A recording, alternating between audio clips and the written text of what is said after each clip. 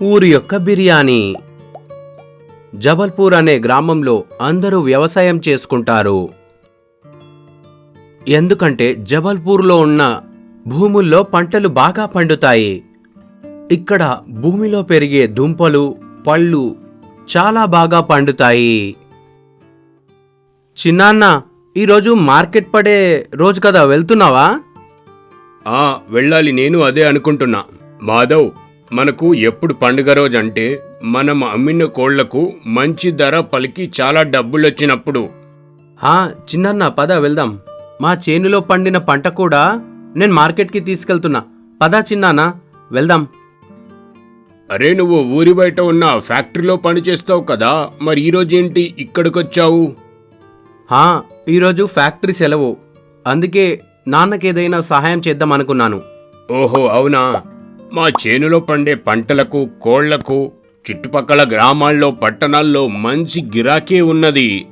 చాలా దూరం నుంచి వచ్చి మార్కెట్లో మా ధాన్యము, మా కోళ్లు ఖచ్చితంగా కొనడానికి వస్తారు. అవును చిన్నాన్న, అందుకే ఈ ఊరును బంగారు ఊరు అంటారు. ఎక్కడా దొరకని కోళ్లు, మంచి ధాన్యము ఇక్కడ మాత్రమే దొరుకుతాయి. మాధవ్ మరియు వాళ్ల చిన్నాన్న మార్కెట్కి వచ్చారు. వాళ్ళు తెచ్చిన ధాన్యాన్ని మార్కెట్లో ఉంచారు. పెట్టిన కొద్దిసేపట్లోనే వాళ్లకు మంచి గిరాకీ వచ్చి చాలా డబ్బులు వచ్చాయి. దాంతో సంతోషంగా ఇంటికి తిరిగి వెళ్ళిపోయారు. తర్వాత రోజు మాధవ్ ఎప్పటిలాగానే ఫ్యాక్టరీకి పనికి వెళ్ళిపోయాడు. ఫ్యాక్టరీకి చేరుకోగానే అక్కడ గుంపులుగా ఫ్యాక్టరీలో పనిచేసే వాళ్ళు నిలబడ్డారు. ఆ గుంపులో వాళ్లకు వాళ్లే ఏదేదో మాట్లాడుకుంటున్నారు. అరే, ఏమైంది? అందరూ గుంపులుగా ఇక్కడెందుకున్నారు? ఏమైంది అసలు? అరే మాధవ్, ఈ రోజు నుంచి మనకు చైర్మన్ కొడుకు రంజిత్ రాబోతున్నాడు. మనతో ఏదో మాట్లాడాలంట. మన యజమానితో పాటు వస్తున్నాడట. ఏం మాట్లాడతాడో ఏమో. మరి మీరెందుకు చింతిస్తున్నారు? అరే, నీకు అర్థమైతలేదు. వాడొచ్చిందంటే ఏదో పెంట పెట్టడానికే వస్తాడు. వాడు చేసేదానికి మనకు ఎన్ని సమస్యలు వస్తాయో అసలు అర్థం కావటం లేదు.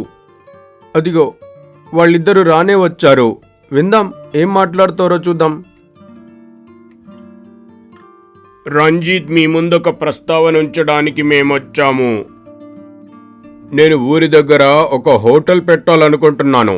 దానికోసం మీరు మా దగ్గర తాకట్టు పెట్టిన భూములన్నింటినీ కూడా మీకు కొంత డబ్బులు ఇచ్చి మేం భూమిని కొనాలనుకుంటున్నాం. మీరందరూ ఇప్పుడు ఆ పత్రాల మీద సంతకం పెట్టాలి. అయినా మేం భూములు అమ్మాలని అనుకోవట్లేదు. మేం భూములు అమ్మం అసలు. అయినా మా దగ్గర హోటల్ పెడితే ఆ పొగతో వాతావరణ కాలుష్యం అవుతుంది. ఊరంతా అనారోగ్యంతో బాధపడతారు. నేను మిమ్మల్ని బతిమలాడుకోవడానికి రాలేదు ఇక్కడికి. మీ భూములన్నీ మా దగ్గర తాకట్టు పెట్టారు. మర్యాదగా మీ భూములు మాకు ఇచ్చేయండి, లేకపోతే ఏం చేస్తారు? మేం భూములు ఇవ్వము. అయినా ఇక్కడ హోటల్లో తినే అవసరం మాకేముంటుంది? మా ఇళ్లలో భోజనాలు అన్నీ అద్భుతంగా ఉంటాయి. హోటల్ భోజనాలు చండాలంగా ఉంటాయి. ఊరి భోజనమా? మీ మొక్కలకి ఎప్పుడైనా హోటల్లో బిర్యానీ తిన్నారా? ఊరి భోజనం అద్భుతంగా ఉంటుందంట. ఒక్కసారి గనక మీరు బిర్యానీ తింటే మీరిలా అస్సలు మాట్లాడరు. అర్థమైందా? నేను ఇక్కడ అన్నింటికంటే పెద్ద బిర్యానీ హోటల్ మొదలు పెట్టాలనుకుంటున్నా. అనుభవం ఉన్న బిర్యానీ చేసే వంటకారులతో మేం బిర్యానీ చేయిస్తాం అసలు ఇక్కడ. అరే, అంతగా బిర్యానీలో ఏముంటుంది? దానికోసం మా ఊళ్ళో వాళ్ళని ఇబ్బంది పెడుతున్నారు. మేం మీకు భూములు అస్సలు ఇవ్వము. సరే, ఒక పోటీ పెట్టుకుందాం. మీ ఊళ్ళో వాళ్ళు అద్భుతమైన బిర్యానీ వండాలిక్కడ, అది కూడా తక్కువ ఖర్చుతో. అలా చేస్తే నేను రోజులు వెళ్ళిపోతా. ఒకవేళ మేం చేసిన బిర్యానీ గనక మీకంటే రుచికరంగా గనక ఉంటే నా దారికి మీరు అడ్డు రావద్దు. దీనికి మీరు సిద్ధమా? మేం సిద్ధం. మాధవ్ పోటీకైతే ఒప్పుకున్నాడు. కానీ ఊళ్ళో ఎవ్వరు కూడా కనీసం బిర్యానీ పేరు కూడా వినలేదు.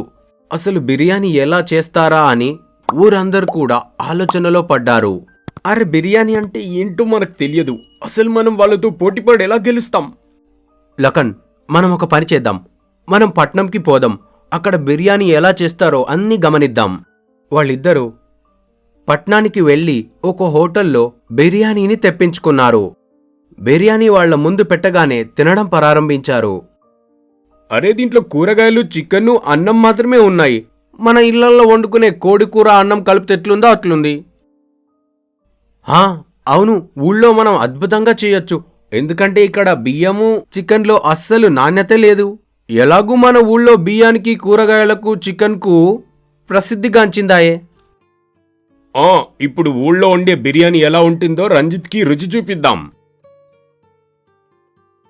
మాధవ్ మరియు లఖన్ పట్నం నుంచి తిరిగొచ్చి మంచి కూరగాయలు, బియ్యము, మంచి బలంగా ఉన్న కోడిని ఎంచుకున్నారు. అన్ని పట్నంలో చూసిన దాని ప్రకారమే అద్భుతంగా బిర్యానీ వండారు. దాని సువాసనలు ఊరంతా వెదజల్లాయి. ఆ వండిన బిర్యానీ తీసుకొని రంజిత్ చేయించిన బిర్యానీ పక్కన పెట్టారు. పట్నం నుంచి కొందరు వచ్చి బిర్యానీని రుచి చూశారు. తిన్న అందరూ ఊళ్ళో వండిన బిర్యానీ రుచికరంగా ఉందని నిర్ధారించారు. బిర్యానీ తింటూనే మైమర్చిపోయారు అందరూ. ఇంత రుచికరమైన బిర్యానీ నా జీవితంలో అస్సలు తినలేదు.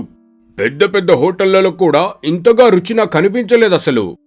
మేమిదే బిర్యానీని రోజు తినాలనుకుంటున్నాం. ఇది ఇంత రుచికరంగా ఎందుకుందంటే ఇది మా ఊళ్ళో పండిన బియ్యము, కూరగాయలు మరియు కోళ్లతో దీన్ని తయారు చేశాము. ఇక్కడ మేము హైబ్రిడ్గా పండే మసాలాలు కలపము.